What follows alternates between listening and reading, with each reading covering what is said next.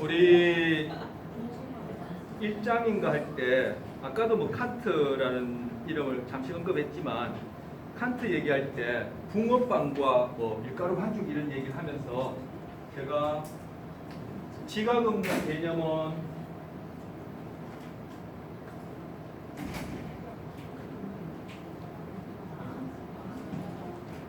공허하고 개념 없는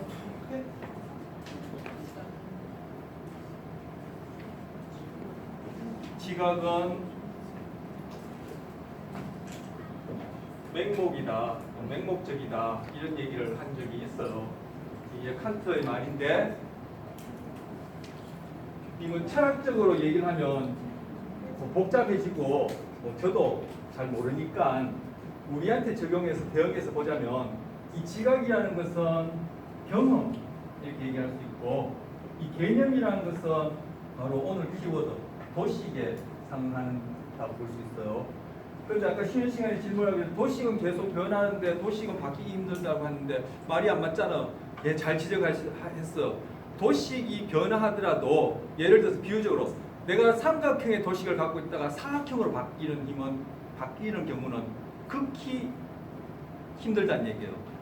하지만 그 삼각형이 점점 커진다든지 작아진다든지 삼각형이 약간 뭐 직각삼각형에서 정삼각형 바뀐다든지 비유적 얘기한 거 이런 식으로 즉 유사한 도식이 더욱더 견고해지는 식으로 변화는 쉬워도 그것이 도식 자체가 아까 제가 얘기한 혁명적으로 그렇게 바뀌기는 쉽지 않다 그런 얘기를 했던 거예요. 자, 이거 왜 이거 칸트 얘기를 다시 적느냐? 우리 1장에서 배웠던 내용이 그대로 다 이렇게 연결되어지는 것이다라는 것을 얘기를 하고 쉬는 시간 도식 얘기가 나와서 이게 생각나서 같이 얘기한 거예요. 자, 다시 돌아가서 복종 457쪽에 보시면 또 복종과 관련해서 영향을 주는 변인이 있어. 457쪽에 그 감옥 실험 바로 위에 보시면 일반적으로 피해자, 여기서 이제 학생 역할, 즉 피해자가 겪는 고통이 생생할수록 복종률이 떨어졌다. 그리고 가해자의 여기 이제 선생 역할을 하는 가해자의 권위나 전문성이 의심을 받는 경우에도 복종률은 낮았다. 이렇게 얘기해요. 이게 두 가지 변이 소개하고 있어요. 그래서 전문성을 높이기 위해서 여기서는 가운 입고 그렇게 나타나고 군대에서도 내가 중대장이고 내가 대대장이고 내가 연대장인지 모르는 사병들은 드물 거 아니에요. 하지만 왜 그렇게 계급장을 붙이고 다른 사람들은 그냥 이렇게 푹 눌러쓰는 그런 뭐 모자나 철모를 쓰는데 그 사람들이 이렇게 높게 해가지고 여기다가 막 번쩍번쩍 붙여요. 그런 것들이 다 우리한테 알게 모르게 어떤 권위, 전문성을 상징하기 때문에 그런 것들에 의해서 우리는 동조복종을 할 경향성이 높아지는 거. 군대 같은 거는 집단에서 동일한 목표를 향해 가는 경우에는 그런 것들이 더욱더 필요하기 때문에 그것들을 이제 그렇게 제복을 입히고 하는 거죠. 우리 앞서 그 연구 방법과 관련해서 기대가 연구 결과에 왜곡을 시킬 수 있기 때문에 그것을 막기 위해서 은폐기법을 쓴다. 이렇게 얘기할 때 그렇게 기대가 연구 결과에 영향을 미치는 예로 그 플라시보 이펙트 봤었죠. 그거 보면서 우리 동영상 우유 시험해 봤잖아요. 그때 나왔던 그분이 앞에서 설명한 그분이 PD인데 자기가 PD라고 얘기 안 했죠. 꼭 그 우유 특별한 우유를 만든 그 회사의 연구원천에서 그냥 놔도 될 텐데 청바지에 그냥 뭐 라운드 티 입어도 될 텐데 왜 흰 가운을 입어요? 그리고 그냥 여기에는 특별한 물질이 들었다 이렇게 하면 될 텐데 이바브로펜 저도 뭔지 찾아보지 않았는데 그런 얘기 왜 해요? 바로 그런 것들이 권위와 전문성을 던져주면은 그 사람들 딱 그 상황에서 우유는 맛있다라고 여길 수밖에 없는 그러한 뭐 동조랄까 복종이 일어난다 이렇게 볼 수 있는 거예요. 물론 그때 때는 플라시보 이펙트라는 이유를 얘기를 했고 하지만 동조, 복종, 금방 얘기한 플라시보 이펙트 이런 것들이 상황마다 그 차이 때문에 이름만 달리했을 뿐 지워버렸는데 아까 원의 크기가 달라 보이는 것과 똑같다는 얘기를 하는 거예요. 그래서 여러분이 한 학기 동안 그게 갖춰졌는지 모르겠지만 이게 심리학이 이렇게 분야가 다르고 하지만 결국은 인간의 다양한 모습들을 보여주고 인간의 어떤 공통 속성을 보여주는데 전체 그림이 이렇구나라는 걸 알게 되면은 여러분이 뭐 세세한 거는 시험 치고 나면 잊어버릴 수밖에 없죠. 그러면 필요하다면 찾아보고 그렇지 않더라도 큰 그림이 그려지면은 여러분이 이제 현장 나가서 사람을 만나거나 아니면 여러분이 하는 공부와 관련해서 보면 이거 심리학에서 봤던 그것하고 비슷한데 이렇게 되면은 여러분이 점점 의미체계 도식에 맞게끔 그렇게 의미체계를 만들게 되면은 부호하기도 쉽고 저장하기도 쉽고 인출하기도 쉽고 나중에 써먹기도 쉬운 거예요. 지금 또 얘기한 것은 이게 전체적으로 다 무관한 것이 아니다. 그 얘기를 한 것이고 딱 또 과목 실험 이제 복종에서 과목 실험 이것도 동영상 보겠습니다. 이거 뭐 동영상만 보면 될 것 같아요. 이건 앞에 내용과 거의 대동소이하니까.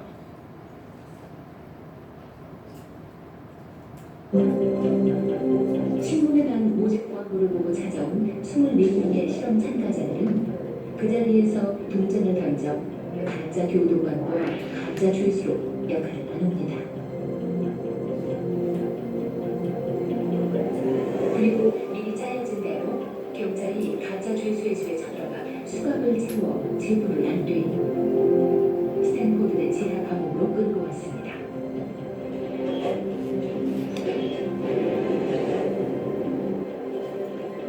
실험이 시작됐습니다.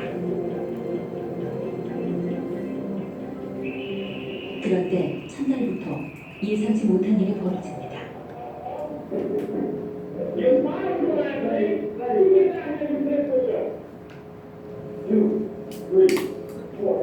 평범했던 그들은 순식간에 진짜 교도관처럼 그리고 진짜 죄수처럼 돌변했습니다.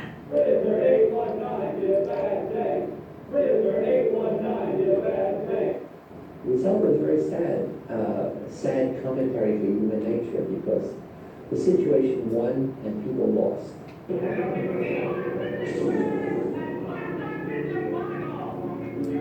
가짜 교도관들은 날이 갈수록 점점 더 잔인해져 죄수들에게 맨손으로 변기 청소를 시키고 머리에 봉지를 뒤집어 쓰게 하고 심지어는 모욕적인 성적 학대까지 가합니다. 이 가짜 감옥 실험은 결국 6일 만에 중단되고 맙니다.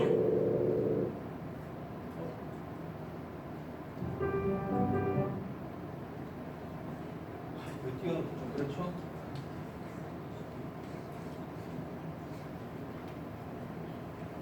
이게 흑백 필름인 거 보니까 오래된 것 같아요. 교재도 보면 그 참고문은 바로 안에 보면 연도가 뭐 그죠? 여러분 부모님이 태어나실 때쯤 연도 같은데 이게 지금도 일어나고 있는 일이에요.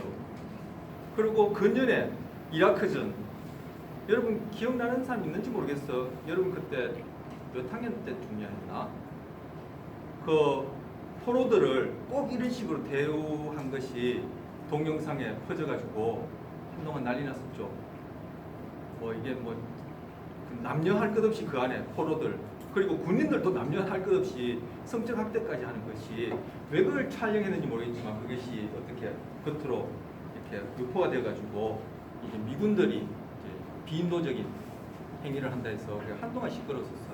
옛날 얘기 아니란 얘기죠. 아까 제가 괴벨스 얘기하면서 그 인터넷에 현재도 괴벨스와 같은 뭐 이런 문장이 있어서 제가 얘기했듯이 이게 인간이 갖고 있는 속성이다.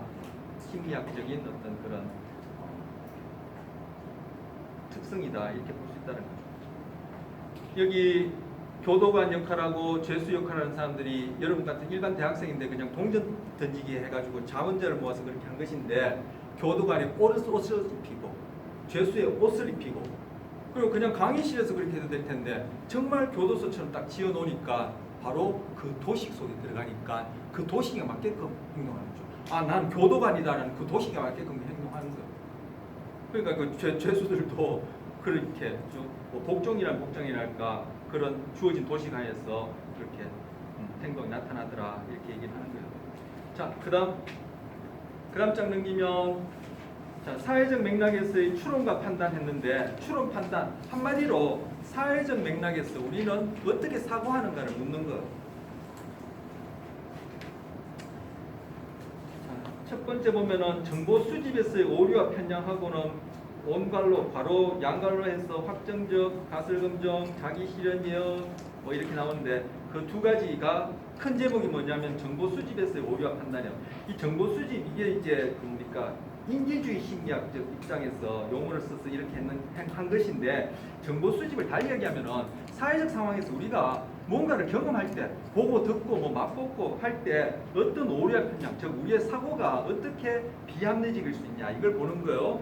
그러면서 두 번째 단락 보면 도식 스키마 나오죠. 이 도식이란 용어는 우리 지난 시간에 이 페이지 왔다 갔다 하면서 봤었고 오늘 뭐 처음부터 도식이 키워드란 얘기로 제가 이렇게 저렇게 얘기를 했으니까 그건 두고요. 자, 도식의 속성 보겠어요. 세 번째 단락. 첫째, 도식은 기억 및 인출을 용이한다. 제가 금방 그리고 지난 시간에도 얘기했고 이거 뭐 더 이상 설명 안 해도 될 것 같아요. 도식은 기억 및 인출을 용이한다. 그래서 제가 여러분이 도식 이 큰 그림을 그리게 되면은 이게 부호와 저장 인출 잘 되고 나중에 꺼내기도 쉽다 얘기를 제가 그동안 말씀드릴 것이고 거기에서 하나 둘 세 줄 더 내려오면 도식은 정보 처리에 드는 시간을 단축한다. 그렇죠. 도식에 맞게끔 착착착착착 정보 처리 즉 시간을 단축한다는 얘기가 위에서 기억 및 인출 이때 기억이라는 것은 저장을 의미하는 것 같아요. 맥락상. 그래서 저장 및 인출을 용이하게 한다니까 당연히 시간을 단축시키죠.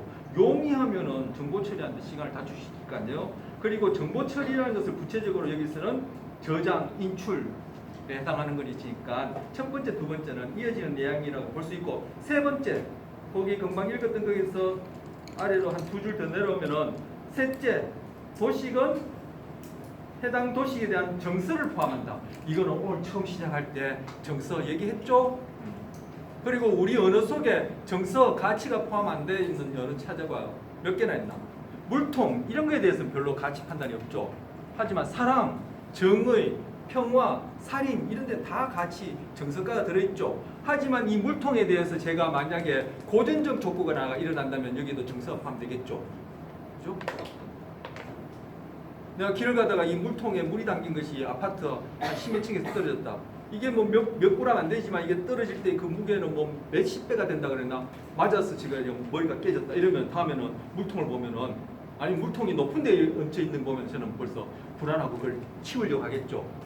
그런 경우 없는 사람한테 이건 아무 정서가가 없지만 저 고전 조건에서 이런 것에 대해서도 정서가가 생길 수 있고 그리고 우리는 아까도 얘기했지만 언어를 사용하는데 그 언어가 고순위 조건 형성에서 계속 그런 정서가 전이 즉 고인 조건화 되니까 우리 삶에는 다른 동물에 비해서 그런 것이 더 많다. 당연히 도식도 서술기억, 비서술기억을 합쳐놓은 어떤 지식 체계다. 하나의 관점이다. 인식의 틀이다. 거기에는 정서가 포함될 수밖에 없죠. 자, 그 다음 마지막 단락. 이걸 정리한 거요. 도식은 많은 정보를 빠르고 효율적으로 처리해 주지만 금방 얘기했나요? 아까 괴별수 얘기할 때 얘기했네요. 다음 줄에 고정관념과 편견을 형성한다. 그러니까 우리에게는 고정관념, 편견이 없을 수가 없죠. 그리고 고정관념, 편견, 아까는 편견을 가지고 얘기했는데 이거 다 고전적 조건하에서 생긴단 말이에요. 여러분이 뭐 공산주의라든지 아까 괴벨스 이런 사람들 같은 경우에 오늘 제가 괴벨스에 대해서 소개할 때 여러분이 처음 괴벨스라는 사람이 어떤 사람인지 아는 사람한테는 제가 부지불식간에 여러분한테 괴벨스에 대해서 편견이라는 것을 고전 조건을 시킨 거예요. 어떻게 고수의 조건 형성해서 괴벨스라는 단어하고 아까 그죠? 뭐 나치다 그리고 뭐 아까 뭐라겠네 유태인에 대한 그런 반감을 일으켰다 이런 단어가 짝재짐으로써 괴벨스를 처음 아는 사람이 벌써 여러분한테 저도 의도하지 않았고 여러분도 원하지 않았지만 괴벨스에서 딱 편견이 생겨버린 거죠.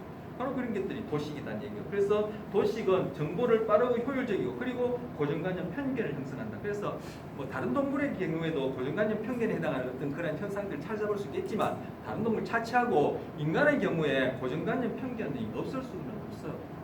하지만 이 고정관념 편견을 깨트릴 수 있는 그런 경험들이 이제 우리한테 필요한 거죠. 그게 결국은 도식을 바꾸는 것인데 그것이 손바닥 뒤집듯이 이스라엘 사람이 팔레스타인 민족에 대해서 팔레스타인 민족이 이스라엘 민족에 대해서 그렇게 도식이 확 바뀔까요?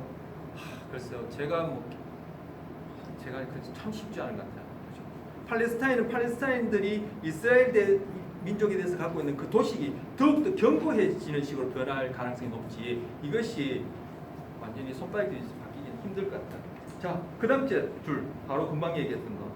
형성된 도식은 쉽게 바꾸기 어려우며 이후의 정보 선택에 대단히 집요하게 작용한다. 정보 선택, 우리 주변에 모든 다양한 사건들, 자극들이 일어날 텐데 그 중에 뭐 선택적으로 주의하게 한다는 거예요. 이 도식이 선택적으로. 그래서 제가 이제 다 끝나가는데 이걸 두 번 다시 쓸 기회가 없을 것 같은데 바로 뭐요? 개 눈에 똥만 보인다. 개라는 어떤 생물학적인 그리고 그 강아지의 어떤 경험 속에 그 도식 안에서 그것이 자기 생존과 관련해서 중요한 가치가 있다고 여기지면 그게 선택적으로 그렇게 주의를 끌어서 그것을 그게 맞게끔 그렇게 행동하듯이 우리도 마찬가지로 이렇게 도식이 정보 선택에 영향을 준다. 마지막 줄, 도식은 바꾸는데 대단히 큰 인지적 노력이 필요하다. 그래서 제가 인지적 노력을 제가 아까 다른 말로 배우는데 수고가 따른다 이렇게 표현한 것이에요. 그래서 도식을 바꾸는데 대단히 큰 이렇게 써놨으니까 이러한 인지적 노력, 즉 배움에 있어서 수고로움을 회피한다. 배움을 통해서 수고롭지만 어떤 강화물에 의해서 배우는 것이 나한테 그래도 강화되지 않은 사람은 다른 사람 보기에 저 사람은 도저히 고칠 수 없는 사람이다. 이렇게 되어버리면 소위 어른들이 우스갯소리로 얘기하는 것처럼 인간은 고쳐서는 건 아니다. 이렇게 되어버리는 거죠. 자, 이 큰 제목 하에서 확정적 가설검정. 확정적 가설검정. 아까 얘기했던 지구가 편편한 사람들의 모임이 그 한 예예요.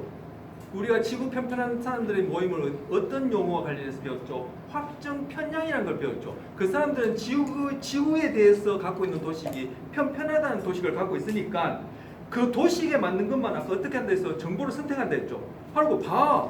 내 말 맞잖아. 지구는 편편하잖아. 이것이 확정적 가설검정이에요. 이미 자기 이론, 도식을 다른 말로 이론 또는 가설이라 얘기를 했는데 편편하다는 이론, 가설, 다리에 도식을 정해놓고 그 도식에 따라 정보가 주어지면은 아예 드물다라는 정보는 귀에도 안 들어오겠지만 설사 들어온다 하더라도 받아들이지 않고 편편하다는 정보만 선택적 주의해서 이 증거가 지구가 편편하다는 것을 보여주잖아. 그게 바로 확정적 가설검증이에요. 사람들이 가지고 있는 도식은 사회생활에서 일종의 이론 역할을 한다. 그래서 제가 도식은 이론 가설 이렇게 이해하면 된다고 또 말씀드렸던 거요. 459쪽 첫째 줄. 사람들은 그 도식에 부합하는 정보를 수집하는 경향성이 있다. 의도적으로? 아니요. 자동적으로 거의. 자, 그 다음 째 자기 실현적 예언. 자기 실현적 예언은 이거 확정적 가설검증하고 거의 뭐 구별 없이 이어지는 내용인데 그건 읽어보겠습니다. 자기 실현적 예언은 확정적 가설검증의 결과를 할 수 있다. 현상에 대한 어떠한 이론하고 갈로 도식해놨죠. 어떠한 이론을 갖고 있는 이들은 자신의 이론에 부합하는 정보만을 받아들이고 금방 또 나오네요. 그죠? 자신의 이론에 부합하는 정보만을 받아들인다. 이거는 뭐 의도하든 의도하지 않든 부지불식간에 그리고 맞지 않는 정보를 무시한다. 의도적으로 무시할 수도 있지만 이거 아예 선택적 주의가 안 일어나니까 자기가 그 정보를 받아들였는지조차도 모르고 무시했는지조차도 모르는 그런 수준에서 일어나는 일들이에요. 경향이 있기 때문에 결국에는 자신의 이론이 옳았다는 판단에 이르게 된다. 여기서 결국에는 자신의 이론이 옳았다는 판단에 이르게 된다. 이 부분이 자기 실현적 예언이다. 이렇게 볼 수 있는 것. 그래서 이어진 내용이죠. 확정적 가설검증이나 자기 실현적 예언. 우리 확정 편향, 지구가 편편한 사람들의 모임 얘기할 때 후견 편향도 소개했었죠. 후견 편향 얘기하면서 저의 경우를 얘기했잖아요. 그게 뭐요? 결국은 일어난 일을 자기 생각에 맞게끔 그렇게 알든 모르든 그렇게 왜곡해서는 그게 맞게끔 설명하는 것. 이게 자기 실현적 예언하고 또 후견 편향하고도 뭐 이어지는 맥락이죠.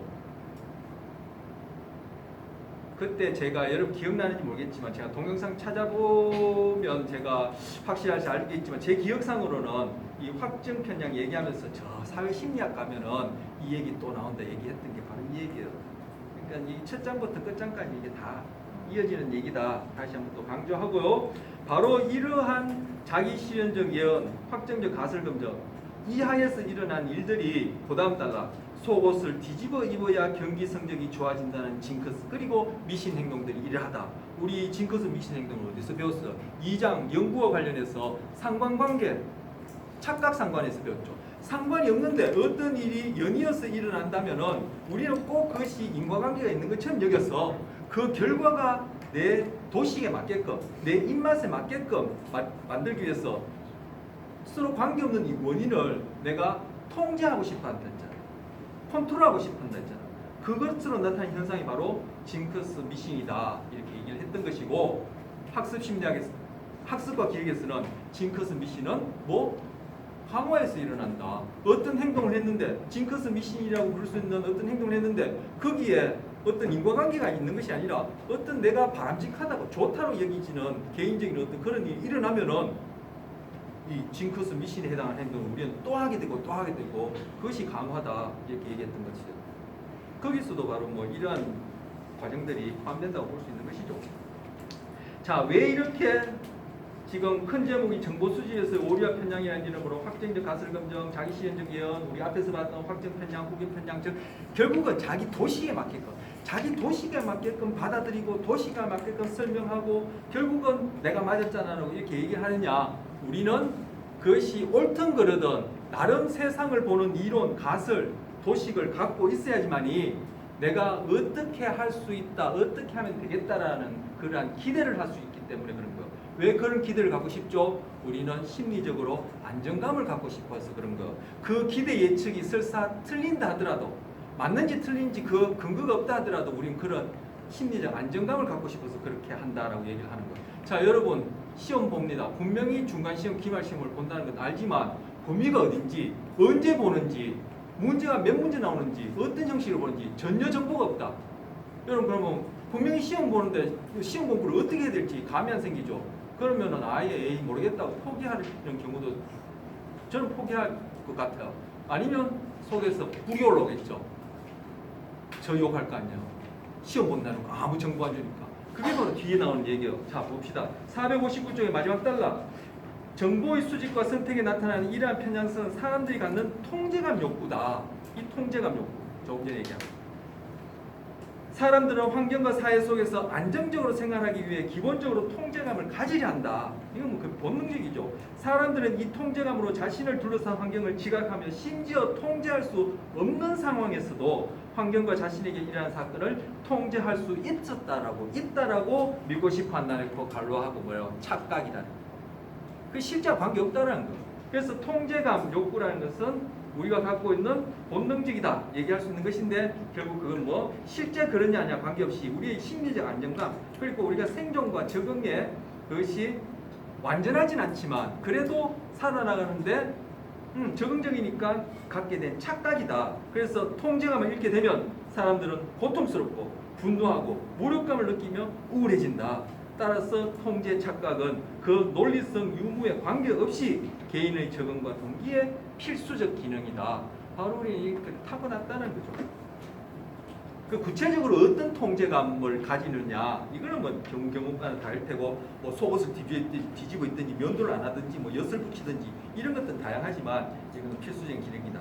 또한 통제감 욕구는 문화와 관계없이 나타나는 미싱과 징크스의 원인이다 라고 얘기를 하고, 바로 소위 통제감 욕구라는 것이 있냐 없느냐를 볼 수 있는 것이 학습과 기억에서 미싱과 징크스가 강화되어지는 것을 통해서 알 수 있다. 이렇게도 얘기할 수 있는 것. 자, 그럼 이런 도식이 사람에 대해서는 어떻게 일어났냐? 460쪽에 사람에 대해서 우리가 사람을 볼 때도 나름의 도식 이론 가설이 있죠. 외모를 딱 보면 아, 저 사람 어떠할 것이다.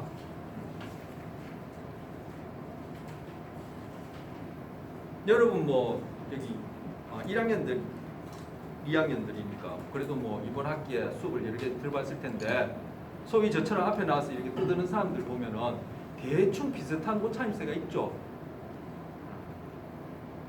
TV에 나오는 연예인처럼 그렇게 입고 오시는 분들은 드물잖아요.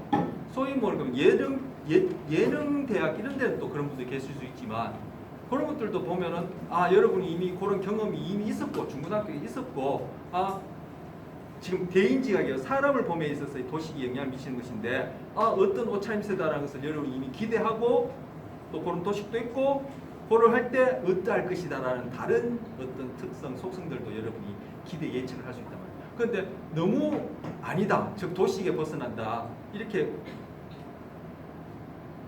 보여지는 옷차림새 같은 경우에 여러분이 좀 뜨아하죠. 아까 외국 식당에 가서 어떻게 음식을 시켜야 될지 모르는 것, 그런 볼 수 있는 것이죠. 자, 구체적으로 보면 더 뭐 이해가 되겠습니다. 자, 첫 번째 461쪽에 자, 이거 다시 한번 얘기하면은 조금 전에 도식이 적응과 동기, 생존이 중요하다 했는데 우리에게서는 이런 환경, 뭐 문화, 문명, 자연환경보다도 사람이 가장 중요한 어떤 대상이잖아요. 어떻게 보면 나 입장에서는 환경을 구성하는 어떤 요인이 될 텐데 내가 그 사람에 대해서 또는 내가 만나는 사람에 대해서 어떤 도식을 갖고 있고 그 도식에서 딱 보자마자 어떠할 것이라고 예측이 돼야지만이 내가 그에 대해서 적응적으로 행동을 할 수 있을 거 아니에요. 사람을 처음 만났거나 뭐 다수든 소수든 간에 어떤 사람을 만날 때 우리 사회적 동물이니까 사람을 안 만날 수가 없죠. 만났는데 내가 갖고 있는 도식에서 이 사람은 어떠할 것이라는 것이 딱 주어져야지만이 내가 이 사람에 대해서 어떻게 행동할 것이라는 것을 내가 미리 판단할 수 있지. 그게 전혀 없다면은 내가 어떻게 행동해야 될지 모르니까 아까 얘기한 대로 우리에게는 그것이 착각이라 하더라도 이런 도식하에서 대인관계에 있어서 내가 어떻게 행동해야 되겠다라는 기대 예측, 즉 통제감을 갖기 위해서는 이것은 필수적인 것이죠. 426쪽의 첫 번째 초도 효과예요. 대표적인 첫인상이에요. 여러분 뭐 여기 올 때가 아니라 학교 대학 입학할 때 면접 보셨나요? 아니면 여러분 앞으로 면접 볼 일 있겠죠? 직장에 가서 면접 볼 때 지금 이런 차림으로 갈 사람 있나요? 없죠? 왜 그래요? 첫인상을 좋게 해서 내가 거기에서 짧은 시간이지만 보여주는 행동이나 그 말, 대화 내용이 나의 깔끔한 평소와는 다르게 이렇게 잘 차려입은 이 첫인상에 맞게끔 상대방이 받아들이게 하려고 하는 거죠. 어떻게 보면 속임수라도 할 수 있죠. 여러분이 미팅하거나 미팅은 뭐 그죠 편안한 복장을 하겠지만 여러분이 앞으로 만약에 선을 본다든지 아니면 결혼을 임박해서 부모님이 만날 때 동네 떡볶이집에서 만나는 경우 있나요? 안 그렇죠. 호텔 같은 데 가서 다 양복 입고 부모님들도 그죠? 평소와 다르게 정장하고 높은 구두시 입고 가서는 호텔에 쫙 앉아서 저 같은 사람이 익숙하지도 않은 거기 앉아서 서빙 받으면서 그렇게 대화하지. 양같이 부모님 그리고 결혼할 당사자 우리 여기 학교 옆에 떡볶이집에 만나서 서로 인사합시다 하는 경우 없죠. 그 뭐 첫인상을 이게 그만큼 중요하다. 그러면 딱 보면 그 분위기도 도식을 영향을 미치지만 상대방의 옷차림새나 뭐 헤어스타일이라든지 여러 가지 그런 모습을 보고 좋은 인상을 줘서 내가 거기서 나눈 대화나 행동이 그 사람한테 다 좋게 그 도식에 좋은 첫인상이 맞게끔 그렇게 전달하고 싶어서 하는 행동이다. 이렇게 얘기할 수 있는 것이에요. 이게 초도 효과예요. 먼저 제시된 정보가 나중에 제시된 정보보다 더 큰 영향력을 갖게 되는 것을 초도 효과를 한다. 제가 첫인상과 관련해서 얘기를 한 거예요. 그런데 여기 보면은 학생들에게 긍정적인 의미의 형용사와 부정적인 의미의 형용사를 어떤 사람에 대해서 소개하는데 먼저 긍정적인 의미의 형용사를 먼저 소개했느냐 부정적인 형용사를 먼저 소개했냐에 따라 동일 인물인 사람인데도 그 평가가 달라지더라는 거예요. 예를 들어서 여러분이 이제 저에 대해서는 인상이 이미 다 형성됐으니까 뭐 저는 안 되고 처음 저를 이제 접했단 말이야. 아직 보지는 못했어. 보지는 못했는데 심리학을 뭐 이번에 담당할 누구 했는데 이 사람은 뭐 근면 성실하지만 좀 허약하고 그리고 뭐랄까 또 뭐 할까요? 허약하고 못생겼다. 이렇게 전달하는 것하고 이 사람은 허약하고 못생겼지만 그래도 근면하고 성실하다. 이렇게 전달한 경우에 어느 쪽이 더 저에 대해서 좋은 평가를 하냐면은 처음에 근면 성실하다를 먼저 소개받은 학생들이 훨씬 저에 대해서 높이 평가한다. 이게 바로 초도 효과예요. 그리고 제가 아까 대표적인 예로 첫인상을 얘기한 거. 추우면 그 에어컨 껐다가 다시 켜줘. 뒤에 누가 좀 꺼줘. 여기 추운 것 같은데. 하나만 꺼줘. 이쪽 벽에 꺼. 오른쪽 제일 끝에 거만 꺼줘. 여기 추워하는 것 같으니까. 더우면 뭐 다시 켜고. 자, 그 다음 단락에 이제 첫인상 얘기 나와요. 그런데 또 하는 얘기예요. 아까 뭐 사회적 상황에서 뭡니까? 뭐 확정적 가설금지나 자기 시전 할 것 없이 사람의 경우에도 마찬가지인데 461쪽에 그 초도 효과 두 번째 단락 첫인상 나오는 그 다음 줄 끝에서 두 번째 줄이죠. 일단 정보가 받아들여지고 그를 바탕으로 도식이 형성되면 그 이후에 들어오는 정보들에 대해서는 주의가 소홀해지고 그 도식에 부합하지 않은 정보는 걸러지게 된다. 아까 정보 선택에 필터 역할을 한다. 선택적 주의가 일어난다. 뭐 도식에 의해서. 지금 이걸 뭐 아까 질문을 많이 해서 문득 또 생각나는데 이게 결국 뭐예요? 하향식 정보 처리가 일어나는 거죠. 이미 있는 도식이 밖에서 들어오는 정보를 걸러내는 거죠. 이것이 아까 이 얘기하고도 이어져. 칸트가 얘기하는 거. 밖에서 들어오는 정보 없이 도식만 있는 것은 아무 내용이 없으니까 공허하고 빈 붕어빵틀이고 개념 없이 도식도 없이 밖에서 들어오는 정보는 맹목적이다. 즉 밀가루 반죽만 있지 붕어빵틀이 없는 경우다. 그 얘기하고 다 이어지는 얘기죠. 자, 그 다음 현저성 효과요. 사람들은 모든 정보에 주의를 기울인다기보다는 것이 아니라 모든 정보에 기울일 수 없죠. 또 우리 오감, 대체적으로 상식적으로 아는 오감, 제가 6가지 감각에서 하나 더 소개한 적 있죠. 그 감각을 통해서 지금 이 시간에도 실시간으로도 엄청난 정보들이 들어와요. 여러분 그거 다 지금 주의할 수 있나요? 다 의식할 수 있나요? 아니에요. 그러니까 우리 다 어텐션 못해요. 그럼 어디 어텐션 하느냐? 도식에 맞는 것. 그리고 또 하나 뭐요? 눈에 잘 띄고 독특한 정보에 주목합니다. 도식에 맞는 것에 어텐션 한다는 얘기는 하향식 주의가 일어나서 그걸 필터링 한다는 얘기고, 지금 현저성 효과는 도식은 있지만 그죠? 자극 자체가 워낙 눈에 띄거나 강하다면은 뚜렷하다면은 그것이 또 자동적으로 선택적 주의가 된다는 얘기예요. 그래서 양방향적으로 작용하는 걸 얘기하는 거죠. 양방향적인 것. 감각과 지각할 때 그림도 그렸었고 학습과 기억할 때도 그림 그렸었는데 감각, 지각, 인지 일어날 때 도식이 지금 하향식 처리하는 거 이 방향이고, 밖에 물리적 자극이 들어올 때 그 물리 자극이 워낙 눈에 잘 띄고 독특한 정보라면은 우리는 거기서 더해서 또 선택적 주의가 일어난다는 거죠. 도식에 의해서도 선택적 주의가 일어나지만, 자, 현저성 효과. 눈에 잘 띄는 독특한 정보에 더 주목하기 마련이다. 이를 현저성 효과란다. 주목한다. 바로 주의를 얘기하는 것이죠.